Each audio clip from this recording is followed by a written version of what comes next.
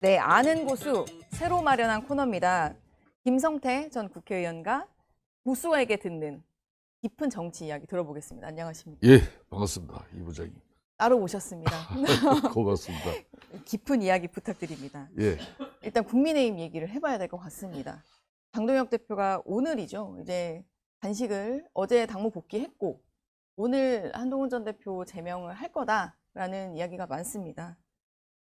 어제 이제 당무 복귀 첫걸음을 민생 회복 네네. 현장을 가서 네, 이제 시장에 가셨더라고요. 시장을 통해 네. 가지고 결론은 이제 국민들에게 가까이 네. 다가가겠다는 그런 어떤 인식과 의지를 가지고 그 자리에 선 거 아니겠습니까? 네.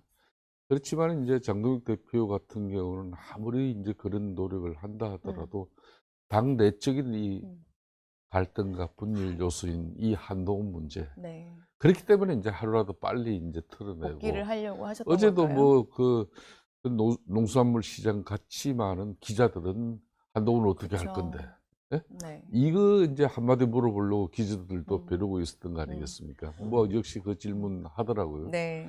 그렇지만 이제 뭐 장동혁 대표 입장에서는 원론적인 이야기를 할 수밖에 없었던 내용이고, 하지만 당 내적인 상황은 사실상 이제 윤리 제명 결정을 뭐 그대로 수용하는 그런 뭐 최고위의 분위기가 네. 뭐 거의 확정적으로 유지되고 있는 것 같아요. 그러니까 의원님이 오셨으니 이게 시차가 조금 있지만 단식 때 이야기를 안 할 수가 없는데 아까 조금 전에도 말씀하셨지만 어제 이제 민생 현장에 가서도 기자들이 다 당원 게시판 논란, 제명 이런 이슈를 물었다면 단식이 진행될 때도 사실 이 통일교 특검에 대한 그 쌍특검 공조, 쌍특검을 받아라였는데 사실 당내 갈등에 좀 많이 시선이 갔다. 그리고 실제로 종료를 할 때 이제 박근혜 전 대통령이 이제 물론 장도혁 대표가 몸이 많이 안 좋은 상태여서 박근혜 전 대통령이 와서 이제 종료를 하게 된 그 장면은 어떻게 보셨어요? 이제 사실 단식 유경험자시니까요. 그러니까 이제 단식은 사실상 자신 신체의 일부를 훼손하거나 안 그러면 전부를 갖다 내걸고 하는 그런 마지막 저항 수단이잖아요. 네, 네. 그러니까 이제 장동혁 대표의 단식은 이번에 두 가지 목적이 있었다고 봐요.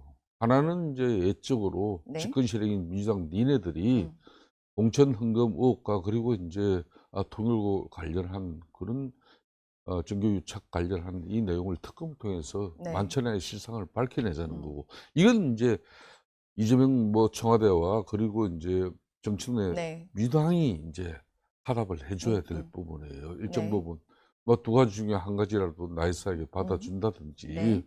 근데 이제 그런 뭐 민주당은 뭐 그런 부분에 대해서 전혀 성의 있는 자세 태도 안 보였죠. 네. 심지어 뭐 그래도 제1야당의 당대표가 단식을 하는데 활동을 하는데 어느 누가 하나 찾지 않았다는 것은 대한민국 헌정 78년 역사에 이렇게 정치가 삭막하게 참담하게 이루어진 경우는 없었어요. 어떤 그러니까 경우보다. 뭐 청와대에서 이제 마지막 날 오려고 했었다라고는 했지만 어쨌든 민주당에서도 온 분이 없었고. 예.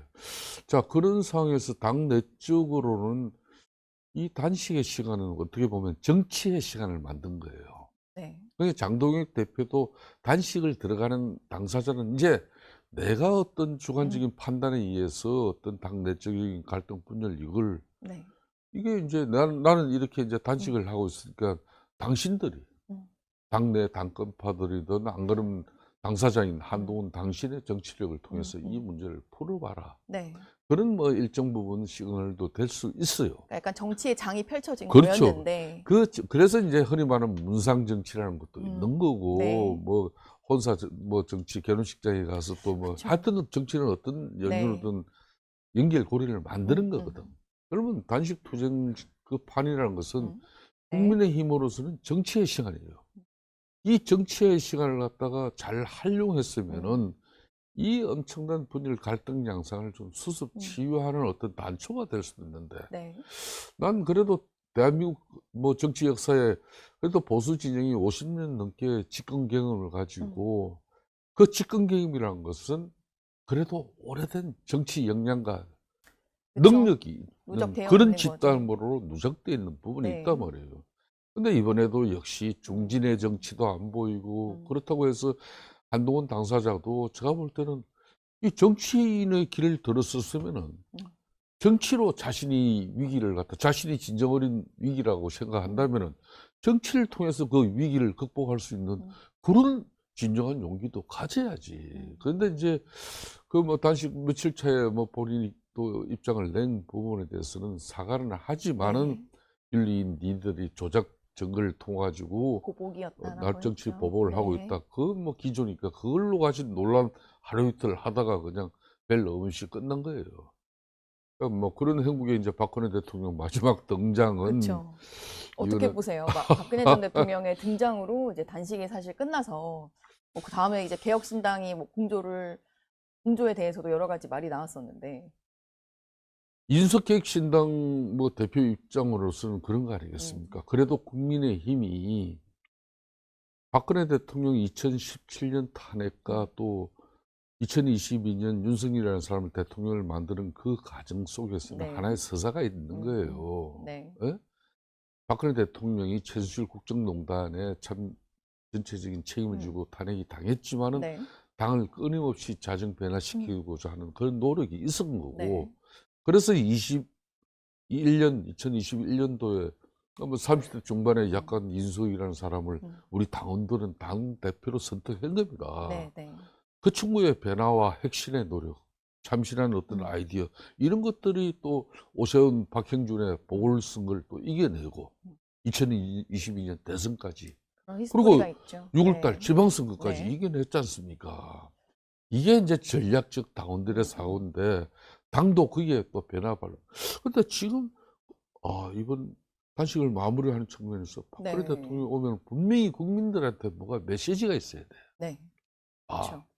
이 장동혁 단식을 갖다가 이렇게 적게 하면서 이걸 대구에서 자기가 이제 2017년 탄핵되고 난 뒤에 여의도도 안 쳐다본 국회도 분이거든요. 그 이후 정말 처음 정말 오셨다고 하더라고요. 어떤 경우든 서울에 오질 않으려고 네. 했던 사람이에요. 대통령 뭐 행사 초청해도 안 갔잖아요. 네. 그럼에도 본인이 자진해서 이렇게 상경해 가지고 자신을 탄핵시킨 국회 로텐도 5월까지 본관 앞에 네. 거기까지 갔다는 것은 엄청난 그 박근혜 대통령의 심정에 뭐 신기에 저 의지가 있으셨던 뭐가 거죠. 의지도 네. 있었고 네. 뭔가 저분이 저런 각오를 하고 그렇죠. 그리고 와서 바로 장동혁 대표의 그냥 단식을 단식이- 철회하는 걸 적답을 들으려고 했잖아요. 네. 그 원래 박근혜 전 대통령의 뭐 네. 그런 뭐 이 상대방과 대화나 뭐 어떤 정치 뭐 그런 아니에요. 원래 그런 스타일은 배려 아니시고 말 한마디가 여러 가지 네, 해석이 해석을 낳고 그렇게 네, 하시는 분이지.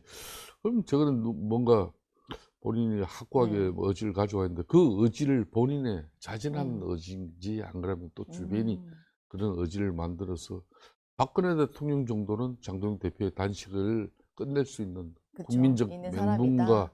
그리고 또 무게감도 있다. 임팩트도 있다. 이렇게 누군가는 뭐 강조했겠죠. 그렇지만 이제 그 결과는 이제 국민들이 판단을 할 것이고. 국민들의 판단이 좀 필요한 부분일까요? 좀 더 평가가 그럼 그 있어야 이상 될까요? 뭐 어떻게 저희들이 얘기합니까? 아니, 드루킹 특검 때 이제 단식을 많이 이야기하다 보니 이게 그때 사실 단식을 통해서 하고자 하는 바를 이뤘던 단식이었다라는 평가를 받으시는데 장동혁 대표가 한 단식에 대해서 좀 아까 정치적인 장이 펼쳐진 거였는데 좀 아쉬운 측면도 있다고는 하셨는데 그렇죠. 그때 2018년 단식 같은 경우도 네. 박근혜 대통령 탄핵 1년 차에 문재인 정권 이제 뭐 음. 서슬 푸는 그런 1년 차였습니다. 네. 그 문재인 후계자 김경수가 연루된 드루킹 일당들과 댓글 조작은 국민들의 마음을 도둑질한 그런 민주주의를 구태시킨 사건이에요. 그렇지만 그때 당 지지율이 뭐 10%대니까 지나가는 개도 소도 쳐다보지도 않고 우습게 보는 그런 정당이었어요. 그래서 뭐 아무리 원내대책회의나 최고위원 회의에서 메시지를 뭐 내봐도 내도 뭐 네. 스피커를 털어대도 뭐 국민적 반응이 없으니까. 그래서 마지막으로 선택한 게 노숙 단식이었어요. 노숙 단식이라는 건 니네들 봐라 내가 죽기를 각오하니까 그 진정성이 일정 부분 뭐 그래도 이제 이 당의 마지막에는 전달돼 가지고 이제 그나마 소정의 뭐 드루킹 특검을 만들어낼 수 있었는데 참 아쉬운 대목이 저는 장동혁 대표가 이번에 찐 단식을 했어요. 찐 네. 단식이면 사실상 7, 좀 8, 몸이 너무 상하지 않나요? 6, 7 그러면? 뭐 이 정도 네. 되면은 저도 단식 마치고 9박실 마치고 병원에 마지막 실려가니까 제일 먼저 의사가 처방해 주는 약이 공황장애 약이었어요. 어. 그러니까 장동혁 대표도 내가 볼 때는 그 증세가 있었어요. 음. 특히 밤 되면 너무 심해요. 죽을 음. 것 같고 음. 숨도 막 가빠지고 뭐 네. 정신도 이상하게 혼미해지고 막 그런 건데 3, 4일 지나면은 곡기는 이제 살상 식욕은 거기에서 끝나는 건데 네. 그 외적인 고통이 그런데 자, 그 어려운 고통이었으면은 정말 그 본인이 그런 정말 목을 내걸고 한 거면은 민주당하고 좀 더 끝장을 봤으면 하는 그런 아쉬움이 끝장을 있었어요. 뭐 이왕 몸이 훼손된 음. 거 그런 아쉬움이 있죠. 어쩔 수 없는 거죠, 뭐. 그건. 그리고 나서 이제 오늘 사실 이제 복귀해서 오늘 최고위가 처음으로 이제 공개적으로 복귀 메시지가 될 텐데 한동훈 전 대표 제명 이후에 만약에 된다고 많이 보시니까 그렇게 된다면 그 이후에 당은 어떻게 흘러가게 될까요? 오세훈 시장도 어제 마지막 극적 대반전을 한번 만들어 네. 달라 두 사람이 네, 네. 극적으로 만났어라도 제가 볼 때는 이 참 한동훈 전 대표 같은 경우도 이 엘리트 정치의 한계를 보여준 사람이에요. 음. 정치를 발을 디디면 진흙탕 속에 빠질 수도 있는 음. 것이고 그리고 뭐 길을 걷다가 자빠질 수도 있는 거고 네. 아는 것도 모른 척 할 때가 있는 거고 이런 건지 그 혼자 뭐 지고지순하고 또 뭐 이 독야청청 좀 아쉬움이 있으세요? 아쉬움이 한동훈 전 있죠. 대표에 대해서? 그러면은 장동혁 대표가 지난번 제명윤리 결정까지는 근거하다는 당 내적인 의원들의 특히 중립점이 있지. 네. 한동훈 쪽을 응원하는 세력들은 윤리 결정 대단히 잘못했다. 네. 또 뭐 오른쪽에 있는 선수들은 한동훈은 반드시 이참에 네. 정리하고 가야 보수가 다시 완전한 결합이 이루어질 수 네. 있다. 그럴 때 당 내적으로 흔히 말하는 중간지대에서 네. 이 싸움과 갈등을 지켜보는 사람들이 그 여론이 중요하단 말이에요. 네. 국민도 마찬가지 아닙니까? 그러면은 한동훈 대표가 그 단식 투쟁의 시간을 잘 살렸으면은 네. 이 중간지대의 이 의원들이 음. 역할이 더 나올 수도 있는 건데 그거 없어져 버렸어요. 그러니까 지금 뭐 장동혁 대표 흔히 말하는 당권 받을 입장에서는 뭐 제명 결정으로 가는 게 뭐 지금 상수다 이렇게 돼버린 건데 이게 어떻게 변화됩니까? 어제 한동훈 전 대표가 이제 영화 YS 영화를 보고 닭의 목을 비틀어도 새벽은 온다. 김영삼 전 대통령의 어록이죠. 그 말을 하면서 실제로 이제 다시 뭔가 신당 같은 건 없고 그러니까 진짜 보수를 위한 활동을 하겠다라고 했는데 뭐 좀 다양한 얘기가 나오는 것 같아요. 어디에 무소속으로 출마를 해야 된다, 뭐 어느 지역에 가야 한다 여러 가지 얘기가 나오는데 어떤 정치적 행보를 좀 해야 다음이 있고 뭐 다시 당과도 모색을 할 수 있는 걸까요? 뭐 1979년 YS 그때 뭐 국회에서 제명당할 때 당시 하고의 상황은 사실상 네. 이게 좀 뭐 그렇게 연결되는 그림까지는 좀 아니지만은 지금 한동훈 대표 입장에서는 당내에 자신에 대한 그 탄압, 네. 정치 보복 여기에 상당히 자신을 몸부림치는 그런 고통을 겪고 있다. 이런 이제 면인데 앞으로 이제 정치 행보는 이제 오늘 뭐 최고에서 어떤 결정을 그렇죠. 할지 그걸 좀 모르겠지만은 봐야겠지만 자신이 이제 당 내적으로 인고의 시간을 갖다 가져가면서 좀 정치인 한동훈으로서의 어떤 새로운 이미지를 만들어낼 건지 안 그러면은 본인이 독자적으로 이제 홀로서기 길을 당장 뭐 지금 현재 뭐 6월 강력단체장 포함한 어떤 보궐선거판에 발을 네. 디디려면은 네. 이제 뭐 오늘 결정에 따라 가지고 네. 자기는 이제 무소속 후보로 이제 설 수 있는 그런 계기는 되잖아요. 네. 그걸 기다린 것 같고 약간 기다린 것 대려 같다. 뭐 당원권 정지 한 뭐 그런 1년, 것보다 오히려 2년보다는 제명을 제가 볼 네. 때는 정치적으로 그래야 좀 자신이 자유로워지는 거지. 그런 측면에서 그런 판단이라면은 저는 뭐 보궐선거에 뛰어들 공산이 크다고 봅니다. 그러면은 뭐 그래도 이제 뭐 보수 진영의 가장 정치적 큰 기반은 영남 지역이니까 네. TK 지역 아니면 부울경 지역 뭐 이런 정도. 대구 경북 안 지역. 그러면 뭐 경기도 뭐 평택 정도 뭐 이 수도권을 진짜 뭐 수도권을 험지를 생각하면 제일 뭐 내가 굳이 권한다면은 네. 인천 계양에 가서 이재명 뭐 대통령 그 지역구 가서 네. 한번 붙는 게 음. 제일 나는 의미 있다고 해요. 인천 계양을 예. 추천해 주셨습니다. 예. 할 거면 확실하게. 예. 알겠습니다. 오늘 아는 고수 시간 첫 번째 시간이었는데 일단 당 상황이 좀 진행되고 나서 다음에 또 아는 고수 시간에 모셔서 들어보겠습니다. 네, 수고하십시오. 감사합니다. 예, 아는 감사합니다. 고수 김성태 전 의원이었습니다.